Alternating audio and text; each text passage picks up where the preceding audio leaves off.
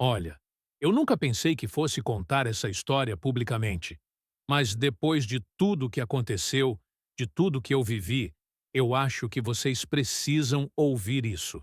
Porque o que aconteceu comigo pode estar acontecendo agora mesmo na sua casa, com seu melhor amigo, com seu irmão, com a pessoa que você mais ama no mundo. E você nem percebe até ser tarde demais. 18 anos. Deixa eu repetir isso porque é importante. 18 anos de amizade, de cumplicidade, de madrugadas dividindo sonhos e pizzas frias, de ligações às 3 da manhã quando um de nós estava mal, de viagens improvisadas, de segredos que eu nunca contei para mais ninguém. E tudo isso acabou em 2 meses. 2 meses em que a gente simplesmente parou de falar. E sabe qual foi o motivo? Política. Eu sei que você deve estar pensando agora: ah, mas é só política, tem coisa mais importante. E é exatamente isso que eu pensava também.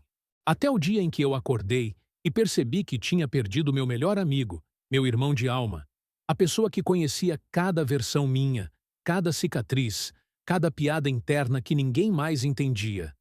E o pior de tudo é que não foi de uma hora para outra. Não foi uma briga explosiva com gritos e portas batendo. Foi pior. Foi um silêncio que foi crescendo, crescendo, até engolir 18 anos inteiros de história. A gente se conheceu na escola, tipo assim, daqueles encontros que parecem bobos, mas que mudam sua vida inteira. Ele sentou do meu lado numa aula de matemática porque era o único lugar vazio. E a primeira coisa que ele fez foi me emprestar uma borracha. Uma borracha azul daquelas baratas que mancham o papel mais do que apagam. E a gente riu disso. Foi tão idiota, tão simples, mas foi o começo de tudo. Nos meses seguintes, a gente descobriu que gostava das mesmas bandas obscuras que ninguém mais conhecia, que tinha os mesmos sonhos meio malucos de viajar o mundo sem dinheiro, que ria das mesmas piadas sem graça. A conexão foi instantânea, sabe? Daquelas que você não precisa forçar, que simplesmente flui. E ao longo dos anos, enquanto outras amizades iam e vinham, enquanto namoros terminavam e empregos mudavam, a gente sempre esteve lá um pro outro. Sempre. Tinha aquela vez que meu pai ficou doente, bem grave, e eu não conseguia nem sair da cama de tanta angústia. Ele apareceu na minha casa, sem avisar, com uma mochila cheia de besteiras, filmes ruins, chocolate, e ficou comigo 3 dias seguidos. Não tentou me animar com frases motivacionais idiotas. Não tentou minimizar o que eu estava sentindo. Ele só ficou ali, presente, existindo ao meu lado, quando eu mais precisava de alguém. E quando a namorada dele terminou com ele por mensagem, depois de 5 anos de relacionamento, eu larguei tudo no trabalho e dirigi 2 horas até a cidade dele só para abraçá-lo. A gente nem falou muito naquele dia. Só ficamos sentados no carro dele, ouvindo música e olhando o nada, mas ele disse depois que aquilo salvou ele naquele momento. Esse era o tipo de amizade que a gente tinha. Incondicional. Ou pelo menos, eu achava que era. As coisas começaram a mudar de uma forma tão sutil que eu nem percebi no começo. Foi tipo aquelas mudanças de temperatura que você só nota quando já está tremendo de frio. A gente sempre teve opiniões diferentes sobre várias coisas, claro. Ele era mais otimista, eu mais cético. Ele gostava de filmes de ação, eu preferia drama. Ele torcia para um time, eu para outro. Mas essas diferenças nunca foram problema. Eram até engraçadas, geravam aquelas discussões divertidas, que terminavam em risada. Mas aí veio aquele ano. Você sabe qual? Aquele ano em que parecia que o mundo inteiro decidiu que não dava mais para conversar, só para gritar. Aquele ano em que todo mundo escolheu um lado e declarou guerra a quem pensava diferente. E lentamente, conversas que antes eram naturais começaram a ficar tensas. Piadas que antes fazíamos começaram a soar como ofensas. E aquele espaço seguro que a gente tinha construído durante 18 anos começou a rachar. No começo era só uns comentários aqui e ali. Eu fazia uma observação sobre alguma notícia e ele retrucava de um jeito meio ácido. Ou ele postava algo nas redes sociais e eu sentia uma pontada de irritação. Mas a gente ainda conseguia desviar, mudar de assunto, voltar para o que sempre funcionou entre nós. Só que com o tempo ficou cada vez mais difícil ignorar o elefante na sala. Cada vez mais nossas conversas evitavam certos temas, certos assuntos, como se a gente tivesse mapeando um campo minado. E sabe o que é pior? A gente começou a julgar um ao outro por essas diferenças. Eu comecei a olhar para ele e pensar: como ele pode pensar assim? Como ele não vê o que eu vejo? E tenho certeza que ele pensava a mesma coisa de mim. Aquela pessoa que eu conhecia há 18 anos, que eu amava incondicionalmente, de repente começou a virar um estranho nos meus olhos. E eu nos olhos dele. A primeira briga mesmo aconteceu num churrasco na casa de um amigo em comum. A gente tinha bebido um pouco, o que definitivamente não ajudou, e alguém trouxe um daqueles assuntos perigosos. Economia, política, sei lá exatamente o quê. E de repente, a gente estava discutindo. Não era mais aquela discussão amigável de sempre. Era uma discussão de verdade, com vozes alteradas, com acusações veladas, com aquela tensão no ar que faz todo mundo em volta ficar desconfortável. Eu me lembro de olhar para ele e ver nos olhos dele uma expressão que eu nunca tinha visto antes: decepção. Talvez até desdém. E eu tenho certeza que ele viu a mesma coisa nos meus. Naquela noite, a gente saiu dali sem se despedir direito. E pela primeira vez em 18 anos, ficamos uma semana sem conversar. Uma semana que pareceu uma eternidade. Depois, a gente voltou a falar, claro. Pedimos desculpas, meio sem graça, meio superficiais. Falamos que não ia acontecer de novo, que nossa amizade era mais importante que qualquer opinião política. E por um tempo funcionou. Por um tempo, a gente conseguiu voltar ao normal. Mas sabe aquele vaso que quebra e você cola, mas nunca fica igual? Era isso. Tinha uma rachadura ali agora. Invisível para quem olhava de fora. Mas a gente sentia. Toda vez que a gente se falava, tinha uma cautela que não existia antes. A gente media palavras, evitava assuntos, e aquela espontaneidade que sempre definiu nossa amizade tinha sumido. E o pior é que nenhum de nós admitia isso em voz alta. A gente fingia que estava tudo bem, que aquilo tinha sido só um momento ruim, um deslize. Mas não estava tudo bem. E a rachadura só crescia. Os meses foram passando e a distância entre a gente foi aumentando. Não era uma distância física. A gente ainda se via com certa frequência, ainda saía junto, ainda conversava. Mas tinha uma distância emocional crescendo ali. Eu comecei a editar o que eu dizia para ele. Comecei a pensar 2 vezes antes de compartilhar uma opinião, uma notícia, até mesmo uma piada. Porque eu tinha medo da reação dele. Medo de começar outra discussão, medo de criar outro momento tenso. E perceber isso, perceber que eu tinha medo de ser eu mesmo com meu melhor amigo, foi devastador. Porque amizade de verdade não é isso, né? Amizade de verdade é quando você pode ser completamente você, sem filtros, sem máscaras, sem medo. E a gente tinha perdido isso. Ou estava perdendo, gradualmente, dolorosamente. Teve um dia que eu percebi que a gente não tinha mais aquelas conversas profundas de madrugada, sabe, aquelas conversas sobre a vida, sobre o sentido das coisas, sobre nossos medos e sonhos? Elas simplesmente sumiram. Nossas conversas ficaram superficiais. Sobre trabalho, sobre o tempo, sobre séries que a gente estava assistindo. Coisas seguras, coisas que não causavam conflito. E eu sentia falta daquelas conversas. Sentia falta de poder ligar para ele às 3 da manhã, quando uma ansiedade batia, quando eu precisava falar sobre aquele medo existencial que me pegava de surpresa. Mas eu não ligava mais, porque alguma coisa tinha mudado. Aquele porto seguro que ele sempre foi para mim não parecia mais tão seguro. E tenho certeza que ele sentia o mesmo. Então, chegou aquele mês. Novembro. Você sabe como é aquele mês em que todo mundo enlouquece por causa de eleições, por causa de política, por causa de tudo que divide as pessoas. E foi exatamente nesse mês que tudo desmoronou de vez. A gente tinha combinado de se encontrar num bar que a gente sempre ia, um daqueles lugares cheios de memórias boas, onde a gente tinha comemorado tantas conquistas, onde a gente tinha chorado tantas derrotas. Mas quando eu cheguei lá, eu já vi nos olhos dele que alguma coisa estava errada. Ele estava tenso, distante. E eu também estava, para ser sincero. A gente pediu as cervejas de sempre, tentou conversar sobre amenidades, mas tinha um peso no ar. Um peso enorme que nenhum de nós estava conseguindo ignorar. E aí ele soltou. Soltou tudo que estava guardado há meses. Disse que não conseguia mais entender como eu pensava do jeito que eu pensava. Disse que minhas opiniões políticas mostravam algo sobre meu caráter que ele não tinha visto antes.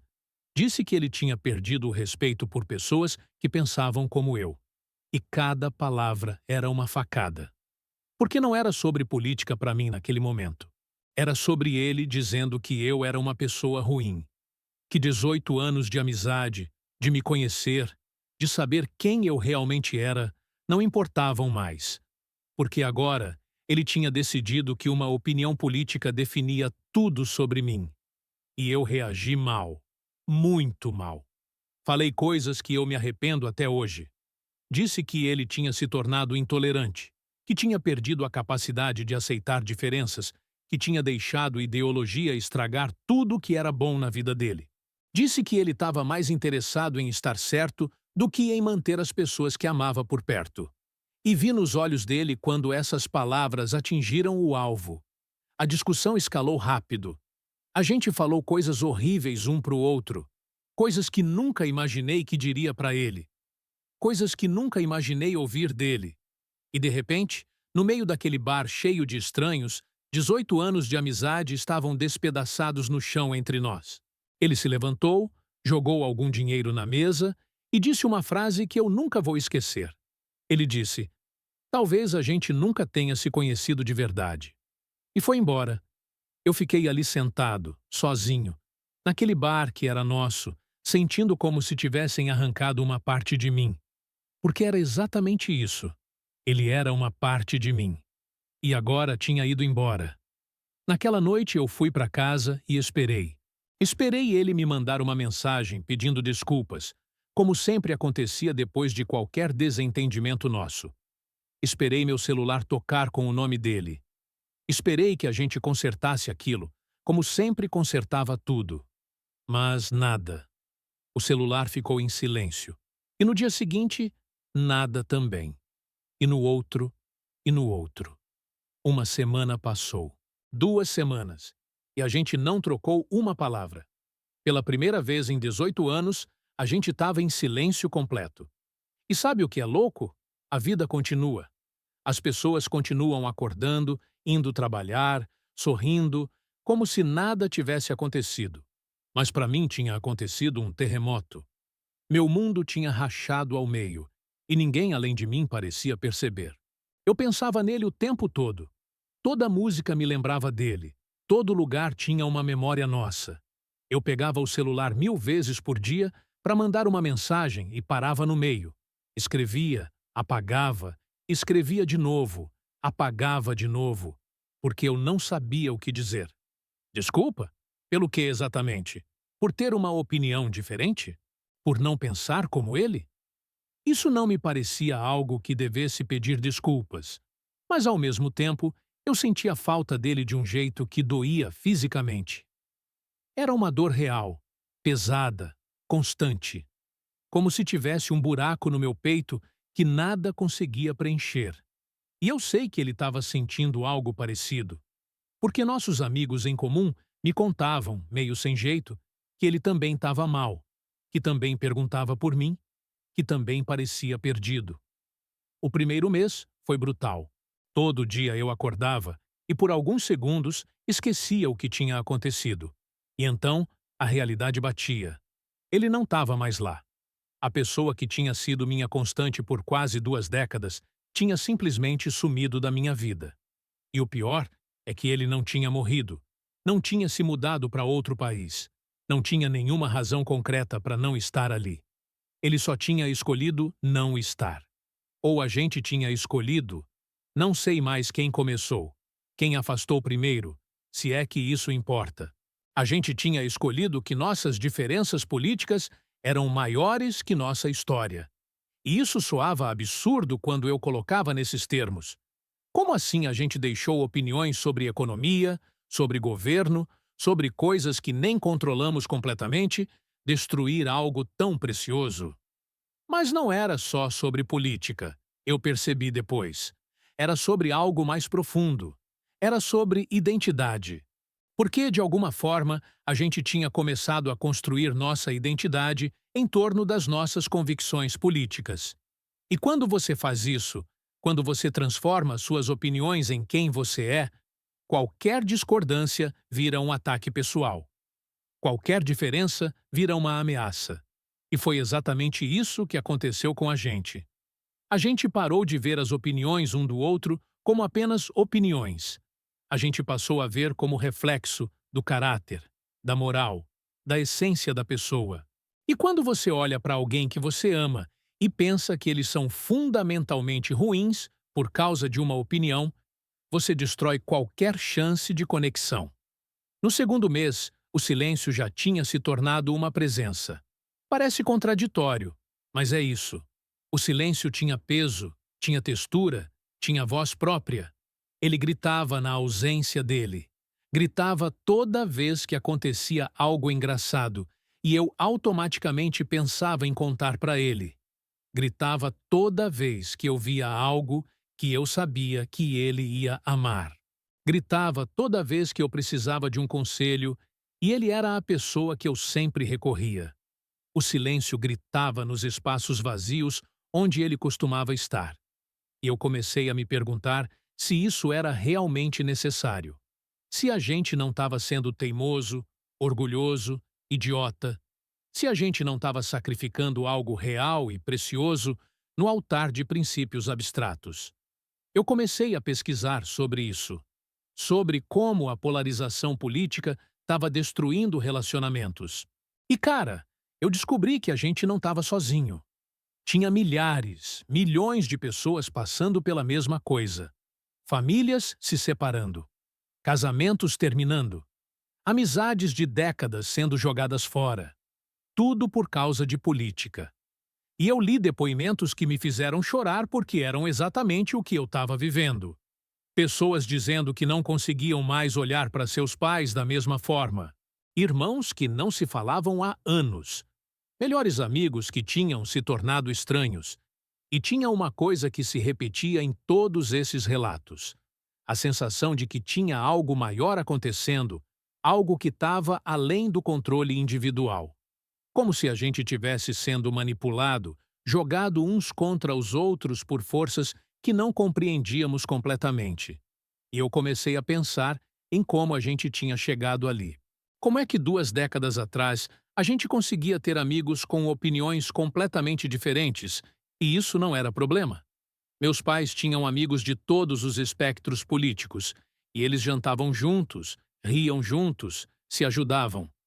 Claro que discutiam sobre política, mas no fim do dia voltavam para o que realmente importava: a amizade, a conexão humana, o afeto. O que mudou? Por que agora parece impossível manter proximidade com quem pensa diferente? E eu cheguei em algumas conclusões. Não sei se são certas, mas fazem sentido para mim. As redes sociais mudaram tudo. Elas amplificam as diferenças, elas recompensam a indignação, elas criam bolhas onde a gente só vê confirmação das nossas crenças e demonização de quem discorda. Elas fazem a gente esquecer que do outro lado da tela tem uma pessoa complexa, tridimensional, com uma história, com contexto, com nuances. E outra coisa que percebi: a gente parou de ver política como meio e passou a ver como fim. Tipo, antigamente, Política era sobre como resolver problemas práticos da sociedade. Era sobre estratégias diferentes para alcançar objetivos que, no fundo, todo mundo queria: segurança, prosperidade, justiça.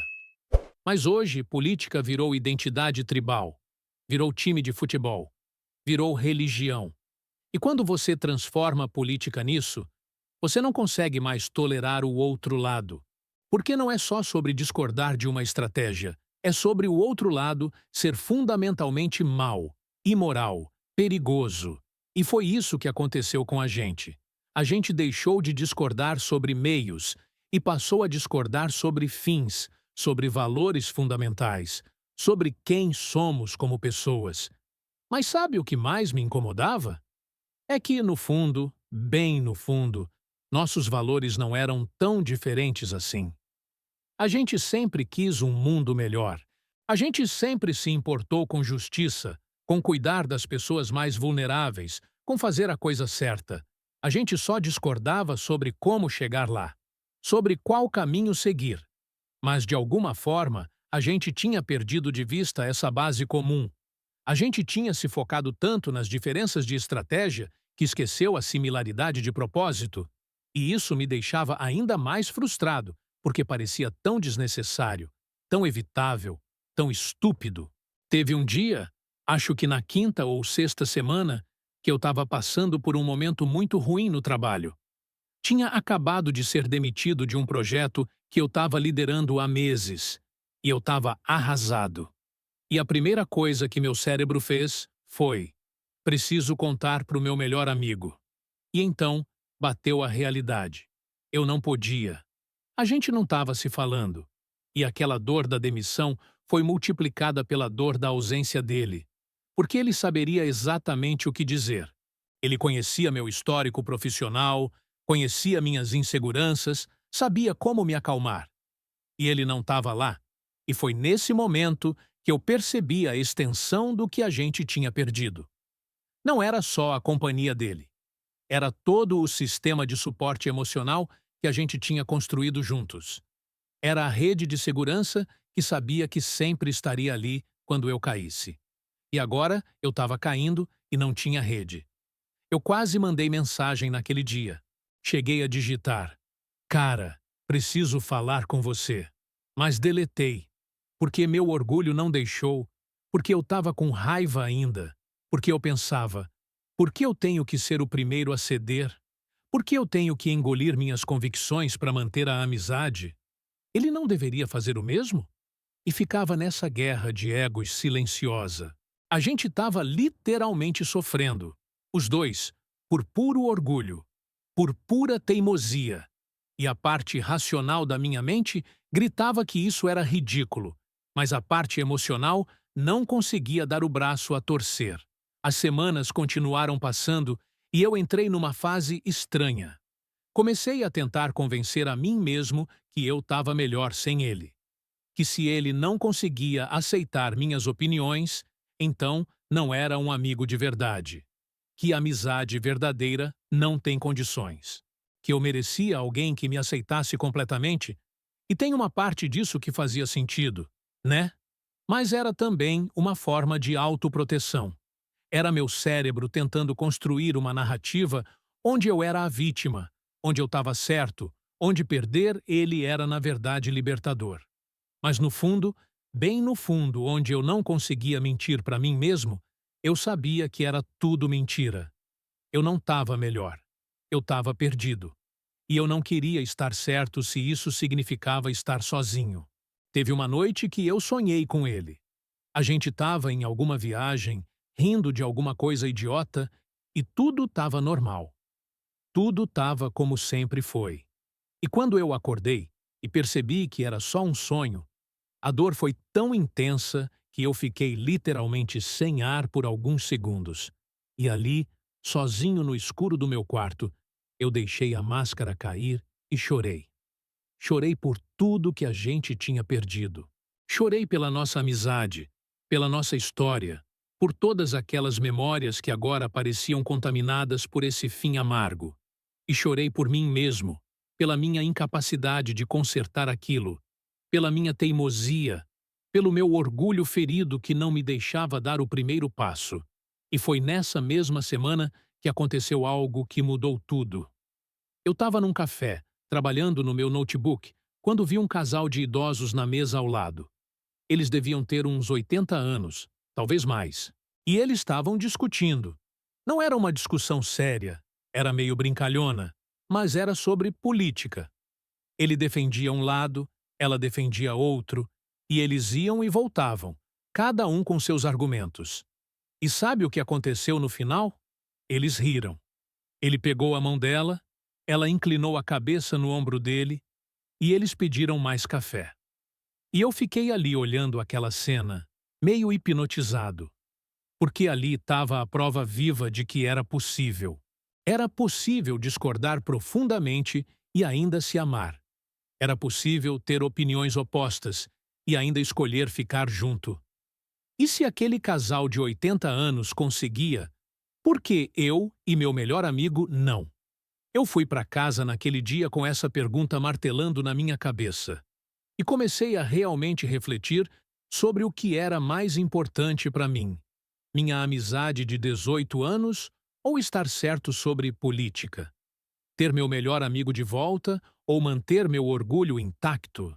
E quando eu coloquei nesses termos, a resposta ficou óbvia, mas ainda assim eu hesitei. Porque mandar aquela mensagem, dar o primeiro passo, significava vulnerabilidade. Significava admitir que eu estava errado, não necessariamente sobre política, mas sobre ter deixado política destruir algo tão importante. E vulnerabilidade é assustadora, especialmente quando você está machucado. Passou mais uma semana, a 8ª semana, e eu continuava naquela dança de indecisão. Pegava o celular, olhava o nome dele nos contatos, escrevia mensagens mentais que nunca enviava. E comecei a perceber que cada dia que passava, tornava mais difícil voltar atrás. Porque quanto mais tempo em silêncio, mais constrangedor fica quebrar esse silêncio. É como se o próprio silêncio criasse uma barreira cada vez mais alta entre a gente. E eu comecei a entrar em pânico, pensando que talvez já fosse tarde demais. Que talvez a gente já tivesse passado do ponto de não retorno. Que talvez ele já tivesse seguido em frente, feito as pazes com a perda da nossa amizade, me esquecido. Foi quando eu decidi fazer uma coisa meio stalker, admito. Eu entrei no perfil dele nas redes sociais. A gente ainda não tinha se bloqueado, apesar de tudo, então eu podia ver. E sabe o que eu vi? Nada. Ele não estava postando nada. Esse cara que sempre foi ativo, sempre compartilhando coisas, fazendo piadas, interagindo, estava em silêncio completo havia semanas. E nossos amigos em comum também comentavam pouco no perfil dele. Era como se todo mundo tivesse percebido que algo estava errado, mas ninguém soubesse como agir. E aquilo me deu uma pontinha de esperança. Esperança de que talvez ele também tivesse sofrendo. Esperança de que talvez ele também quisesse consertar, mas não soubesse como. Esperança de que talvez não fosse tarde demais. Mas ainda assim, eu não fazia nada. E a gente chegou na 9ª semana. 2 meses e uma semana sem trocar uma palavra. 2 meses e uma semana de um vazio constante. E aconteceu uma coisa que foi o empurrão que eu precisava. Eu encontrei uma caixa velha no fundo do meu armário. Uma caixa cheia de coisas aleatórias dos nossos anos de amizade. Ingressos de shows que a gente tinha ido juntos. Fotos impressas da época que isso ainda era comum. Bilhetes bobos que a gente trocava na escola. E no meio de tudo isso, eu achei uma carta. Uma carta que ele tinha escrito para mim anos atrás, quando ele estava passando por uma fase muito difícil e eu tinha ajudado ele. E nessa carta, ele dizia uma coisa que me destruiu. Obrigado por me aceitar completamente, defeitos e tudo. Obrigado por ser o único lugar onde eu posso ser eu mesmo sem medo de julgamento. Nossa amizade é a coisa mais valiosa que eu tenho. Eu li aquilo e desmoronei. Porque como é que a gente tinha chegado num ponto onde a gente não conseguia mais ser nós mesmos um com o outro, onde tinha julgamento, medo, distância. Como é que a gente tinha deixado a coisa mais valiosa que tínhamos ser destruída por algo tão externo, tão manipulável, tão temporário? Política muda, governos mudam, opiniões evoluem, mas uma amizade de 18 anos? Isso não deveria mudar. Isso deveria ser o rochedo firme enquanto tudo ao redor balançava. E foi ali, segurando aquela carta antiga, com os olhos cheios de lágrimas, que eu finalmente tive coragem. Peguei o celular e comecei a escrever, sem pensar muito, sem editar, só deixando sair. Cara, eu escrevi. Faz 2 meses e 1 semana que a gente não fala. 2 meses e 1 semana que tem um buraco gigante na minha vida. E eu sei que a gente discordou, sei que falamos coisas horríveis um para o outro, sei que tem questões reais que nos dividem, mas acabei de achar aquela carta que você me escreveu há anos e eu percebi uma coisa. Nossa amizade sempre foi sobre aceitar um ao outro completamente. E em algum momento a gente esqueceu disso. A gente deixou o mundo lá fora entrar aqui dentro e destruir o que a gente tinha. E eu não quero isso. Eu não quero estar certo se isso significa não ter você na minha vida. Não quero ganhar nenhum argumento se o preço é perder meu melhor amigo. Eu continuei escrevendo, as palavras fluindo mais fácil agora. Eu admiti minha parte na culpa. Admiti que tinha sido intolerante, que tinha julgado, que tinha deixado ego e orgulho falarem mais alto que amor. Admiti que tinha transformado minhas opiniões políticas em identidade e atacado a dele como se fosse um ataque pessoal. Eu pedi desculpas, sinceras, sem mas ou porém. E então eu disse a coisa mais importante. Eu sinto sua falta. Sinto falta das nossas conversas. Sinto falta das nossas risadas. Sinto falta de ter você do meu lado. Sinto falta do meu melhor amigo. E se você também sente, se você também acha que a gente pode achar um jeito de voltar, de reconstruir isso, eu quero tentar. Porque 18 anos de amizade valem mais que 2 meses de orgulho. Eu li e reli a mensagem umas 10 vezes antes de enviar. Meu coração estava acelerado, minhas mãos tremendo.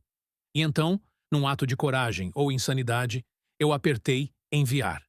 E imediatamente me arrependi. Entrei em pânico. E se ele não respondesse? E se ele lesse e me ignorasse? E se ele respondesse, mas fosse frio, distante, dizendo que tinha seguido em frente? Eu fiquei olhando para a tela do celular, como se pudesse fazer a resposta aparecer por força de vontade. 1 minuto passou. 5 minutos. 10 minutos. E nada. Eu comecei a entrar em desespero. Será que ele estava online? Será que tinha visto? Será que tinha bloqueado meu número? Então, depois de 15 minutos que pareceram 15 horas, apareceu, digitando. Aquelas 3 pontinhas que significavam que ele estava respondendo. E meu coração literalmente parou. Eu parei de respirar enquanto esperava a mensagem aparecer. E quando apareceu, eram só 3 palavras. Eu também sinto. E então, outra mensagem. Sinto muito também. Por tudo. E então, podemos conversar? Pessoalmente? Eu não consegui nem responder direito. Só mandei um sim seguido de um lugar e um horário. E ele concordou. E pela primeira vez em 2 meses, eu senti algo que não era aquele peso constante no peito. Eu senti esperança. Não era alívio completo ainda, porque a gente ainda tinha muita coisa para conversar, muito estrago para reparar. Mas era esperança. Era uma possibilidade de que talvez, só talvez, a gente conseguisse salvar aquilo. O dia do encontro foi surreal. Eu cheguei cedo no café que a gente marcou, não o mesmo da última vez. A gente tinha concordado tacitamente que precisava de um território neutro, sem memórias ruins. Eu estava nervoso, como se fosse um primeiro encontro, o que de certa forma era. Um primeiro encontro para conhecer versões novas um do outro. para reaprender a conviver. Quando ele chegou, a gente ficou meio sem jeito no início. Um oi meio tímido, um abraço hesitante. Mas aí a gente sentou e começou a conversar de verdade. E foi uma das conversas mais difíceis e mais importantes da minha vida. A gente colocou tudo na mesa.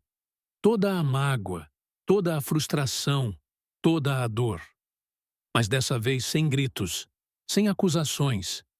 A gente se ouviu de verdade. Eu expliquei para ele como eu tinha me sentido julgado e rejeitado por opiniões que para mim eram sinceras e bem-intencionadas, mesmo que diferentes das dele. E ele explicou como tinha se sentido desrespeitado e incompreendido também. E a gente percebeu que no fundo mesmo, nenhum de nós tinha tentado realmente entender o outro. A gente tinha ficado tão defensivo das nossas próprias posições que parou de escutar. E sabe o que foi libertador? A gente concordou em discordar. Tipo, literalmente fizemos um acordo consciente de que a gente tem opiniões políticas diferentes e isso tá ok. Que a gente não precisa concordar sobre tudo para ser amigo. Que é possível amar alguém profundamente e ainda achar que eles estão errados sobre algumas coisas. E mais importante, a gente concordou em separar opinião política de caráter. Só porque eu discordo da opinião política dele, não significa que eu acho que ele é uma pessoa má. E vice-versa. Significa só que a gente tem análises diferentes da realidade, estratégias diferentes, prioridades diferentes. Mas isso não define quem somos no núcleo. A gente também concordou em algumas regras práticas, tipo, a gente pode discutir política, mas com respeito, com genuína curiosidade de entender o ponto de vista do outro, não com o objetivo de converter ou vencer. E se a conversa começar a esquentar demais, a gente para, respira, muda de assunto. A gente concordou em não deixar redes sociais interferirem na nossa amizade. Se ele posta algo que eu discordo, eu não preciso comentar. E vice-versa. A gente concordou em lembrar sempre que nossa amizade é mais importante que qualquer questão política. Que política é importante, sim, mas não é tudo. Não é a única coisa que define uma vida bem vivida ou um relacionamento valioso. E foi incrível, porque no momento que a gente teve essa conversa franca, aquela tensão que estava ali há meses simplesmente evaporou. A gente voltou a rir juntos. Não era forçado, não era desconfortável. Era natural, como sempre foi. E eu percebi que a gente não tinha perdido a conexão. A gente tinha só enterrado ela embaixo de um monte de lixo ideológico.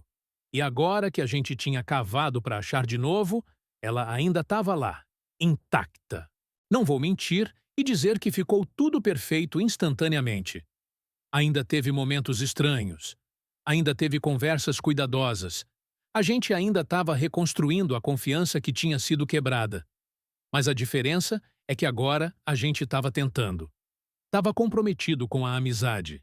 Tinha feito a escolha consciente de que isso valia a pena lutar por. E cada dia ficava um pouco mais fácil, um pouco mais natural, um pouco mais parecido com o que sempre foi. E eu aprendi tantas coisas nesses 2 meses. Aprendi que relacionamentos exigem mais que apenas história compartilhada. Exigem esforço contínuo, comunicação honesta, capacidade de perdoar e ser perdoado. Aprendi que polarização política é real e poderosa e destrutiva, mas não precisa ser definitiva. A gente pode escolher não deixar ela vencer. A gente pode escolher ver a humanidade da pessoa antes de suas opiniões. Aprendi que orgulho é um veneno. Que às vezes dar o braço a torcer não é fraqueza, é força. É preciso coragem para admitir que você errou, que machucou alguém, que precisa do outro. Aprendi também que talvez a gente precise repensar como a gente faz política na nossa vida pessoal. Não estou dizendo que política não importa. Importa, sim. Mas talvez a gente precise ter mais humildade epistemológica. Entende? Reconhecer que questões complexas têm múltiplas perspectivas válidas. Que a gente pode estar errado. Que a pessoa do outro lado pode ter pontos legítimos. Que talvez não exista um lado claramente certo e um claramente errado em muitas questões, mas sim trade-offs complicados onde pessoas razoáveis podem discordar. E aprendi que a amizade verdadeira é rara e preciosa e frágil. Não dá para tomar como garantida. Não dá para achar que só porque vocês têm história, a amizade vai sobreviver qualquer coisa. Ela precisa de cuidado, de nutrição, de proteção. E às vezes, isso significa proteger ela de nós mesmos, do nosso pior, da nossa tendência de deixar raiva e ego tomarem controle. Hoje, alguns meses depois, eu e ele estamos bem. Não estamos perfeitos. Não voltamos completamente ao que éramos antes. E talvez nunca voltemos. Mas estamos bem. E sabe o que é interessante? Nossas opiniões políticas não mudaram tanto. Ele ainda pensa do jeito dele. Eu ainda penso do meu. A gente ainda discorda em várias coisas fundamentais. Mas agora a gente consegue conversar sobre isso sem destruir tudo. A gente consegue ver o outro como um ser humano complexo e não como um avatar ideológico. E isso faz toda a diferença. E eu quero que você pense sobre isso agora. Sobre sua própria vida. Tem alguém que você se afastou por causa de política? Alguém que você amava, mas agora mal fala porque vocês discordam sobre questões políticas? Um pai, uma mãe, um irmão, um amigo de infância? E se tem, eu quero que você se pergunte honestamente: vale a pena? Vale a pena sacrificar esse relacionamento no altar das suas convicções políticas? E eu não estou dizendo que você deve mudar suas convicções. Você não precisa. Mas talvez você precise mudar como você se relaciona com as convicções dos outros. Porque aqui está a verdade que levou 2 meses de dor para eu entender. Você pode ter razão sobre tudo politicamente e ainda assim estar perdendo no que realmente importa. Você pode vencer todos os argumentos e ainda assim terminar sozinho e infeliz. Você pode estar do lado certo da história e ainda assim ter destruído sua história pessoal no processo. E no fim, quando você tiver 80 anos olhando para trás, o que vai importar mais? Que você estava certo sobre aquela questão política de 2024? Ou que você tinha pessoas que amava ao seu redor? Que você manteve suas conexões humanas intactas? Que você priorizou o amor sobre estar certo? E olha, eu entendo a tentação de pensar que algumas opiniões políticas são imperdoáveis, que refletem valores fundamentais incompatíveis. E talvez em alguns casos extremos isso seja verdade. Mas eu acho que na maioria das vezes a gente está exagerando.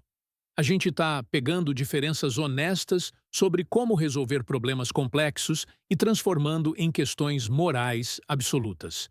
A gente está sendo manipulado por um ambiente midiático e político que lucra com nossa divisão, que ganha poder com nosso ódio mútuo, que se beneficia quando a gente não consegue conversar com quem pensa diferente. E a coisa mais subversiva, mais revolucionária que a gente pode fazer nesse ambiente é se recusar a jogar esse jogo.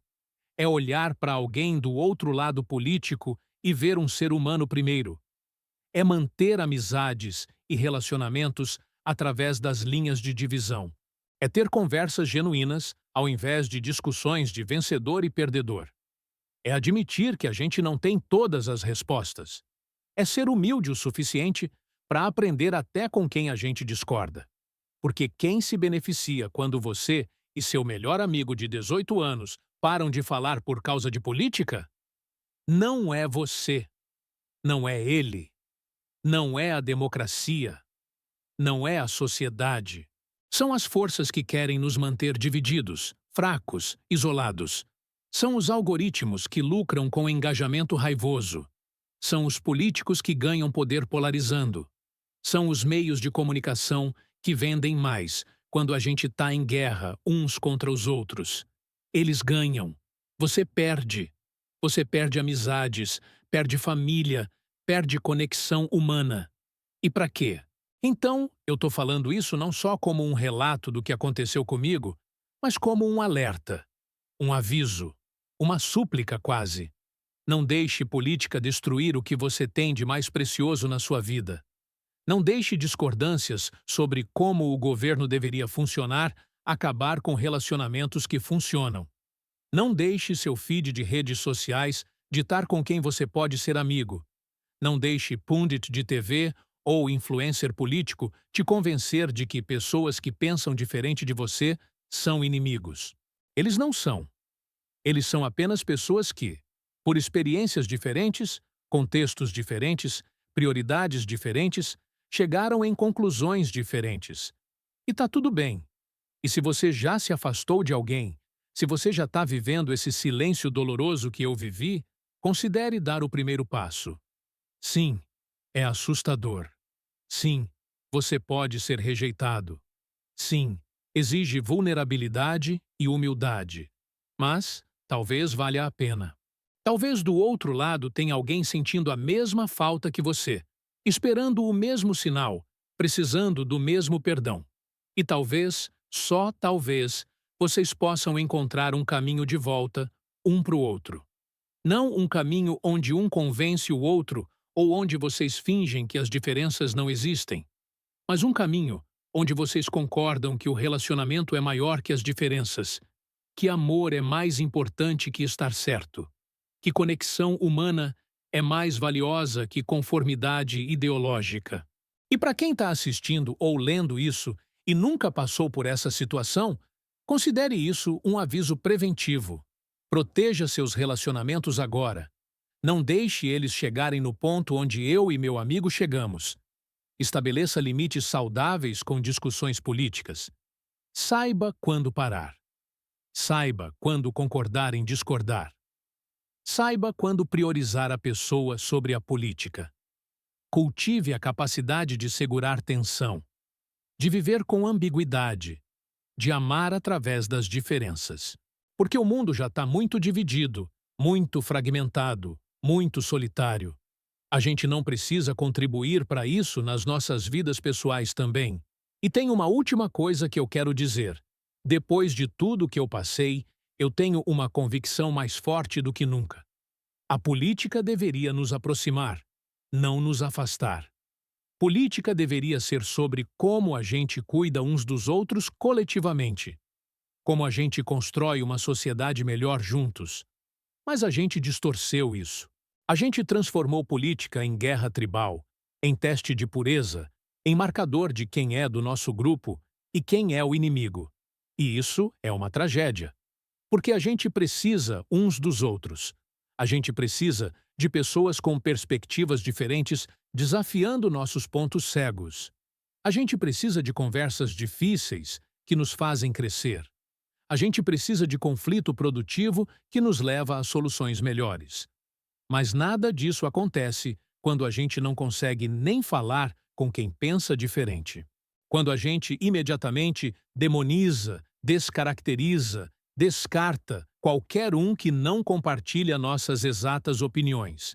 A gente fica preso em bolhas cada vez menores, cada vez mais isolados, cada vez mais convencidos da nossa própria correção e da maldade do outro lado. E sociedade alguma sobrevive assim. Nenhuma família sobrevive assim. Nenhuma amizade sobrevive assim. Então, talvez, só talvez, a coisa mais política que a gente pode fazer é justamente despolitizar nossos relacionamentos pessoais.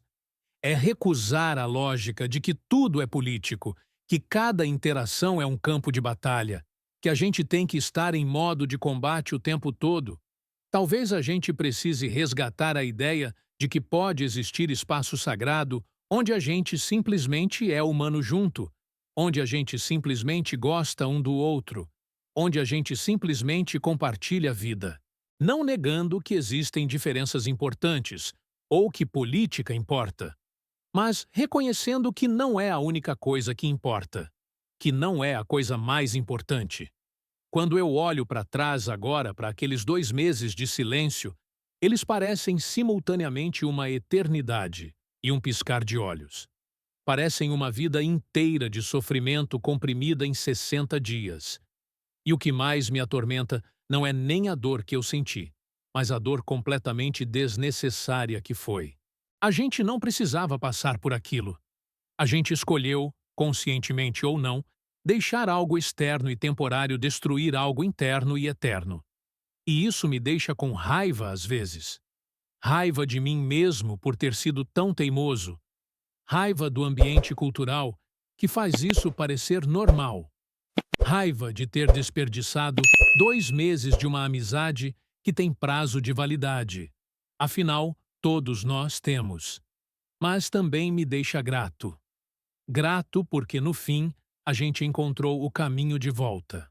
Grato porque aprendemos algo valioso, mesmo que da forma mais difícil. Grato porque agora nossa amizade tem uma profundidade nova, forjada pelo fogo de quase ter sido destruída e ter sobrevivido. A gente sabe agora que é frágil. A gente sabe que precisa cuidar disso ativamente. E a gente sabe que vale a pena. Então, esse é meu recado para você hoje. Olhe para sua vida. Identifique o que realmente importa. E proteja isso com todas suas forças contra as coisas que não importam tanto quanto pensamos que importam. Não deixe 2 meses virarem 2 anos. Não deixe desentendimentos virarem divisões permanentes. Não deixe orgulho virar solidão.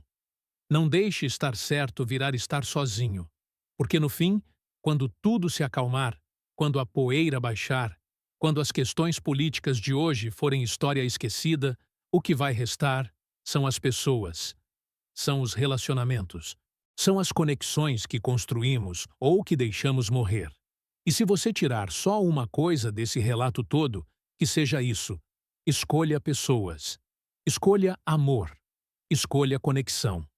Sempre que puder, sempre que der, escolha o difícil trabalho de manter relacionamentos através das diferenças, ao invés do caminho fácil de descartar quem não concorda com você. Porque um dia você vai olhar para trás, e o que vai importar não são as discussões que você ganhou, mas as pessoas que você manteve por perto.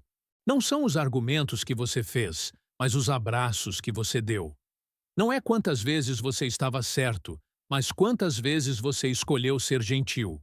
E olha, eu sei que depois de ouvir tudo isso, você pode estar pensando que eu estou sendo ingênuo, que tem questões políticas sérias demais para ignorar, que tem linhas que não podem ser cruzadas. E eu entendo isso. Eu não estou dizendo que você deve aceitar qualquer coisa. Eu não estou dizendo que não existem valores fundamentais pelos quais vale lutar. O que eu estou dizendo é que antes de terminar um relacionamento por causa de política, tenha certeza, absoluta certeza, que é realmente sobre valores incompatíveis e não sobre diferenças superficiais que foram artificialmente infladas por um ambiente tóxico. Tenha certeza que você realmente tentou entender o outro lado. Tenha certeza que você exauriu todas as possibilidades de convivência. Porque se você não fizer isso, você pode perder algo precioso por razões que daqui a alguns anos vão parecer absurdas. Hoje eu e meu melhor amigo estamos planejando uma viagem. A primeira, desde que voltamos a falar. E tem uma ansiedade boa nisso, tipo uma redescoberta de algo familiar, mas também novo. A gente não é mais exatamente quem éramos há 18 anos quando nos conhecemos. Nem somos quem éramos antes da briga. Somos versões novas, um pouco mais velhas, um pouco mais sábias, com cicatrizes novas, mas também com uma apreciação nova pelo que temos. E eu não posso evitar pensar que talvez, de uma forma estranha e dolorosa, aqueles 2 meses de silêncio eram necessários. Não porque era bom, mas porque nos ensinou o valor do que tínhamos. Nos forçou a escolher conscientemente nossa amizade, ao invés de apenas assumir que ela sempre estaria lá. Então sim, 2 meses sem falar depois de 18 anos juntos. Acabou por política, mas também não acabou por política. Acabou porque a gente esqueceu o que importava. Acabou porque a gente deixou o mundo exterior invadir o mundo interior. Acabou porque a gente foi fraco quando precisava ser forte. E voltou porque a gente decidiu que não valia a pena perder. Porque a gente cresceu o suficiente para colocar ego de lado. porque a gente amava demais para deixar morrer. E essa é minha esperança para todos que estão ouvindo isso. Que você não precise esperar 2 meses, ou 2 anos, ou a vida toda para perceber o que eu percebi. Que você não precise perder para valorizar. Que você escolha agora, hoje, priorizar as pessoas que ama sobre estar certo, sobre orgulho, sobre qualquer coisa que no final das contas não vai importar tanto quanto você pensa. Porque a vida é muito curta para desperdiçar em silêncios desnecessários. Muito preciosa para jogar fora relacionamentos por razões que não vão resistir ao teste do tempo. Muito frágil para não segurar com força o que realmente importa.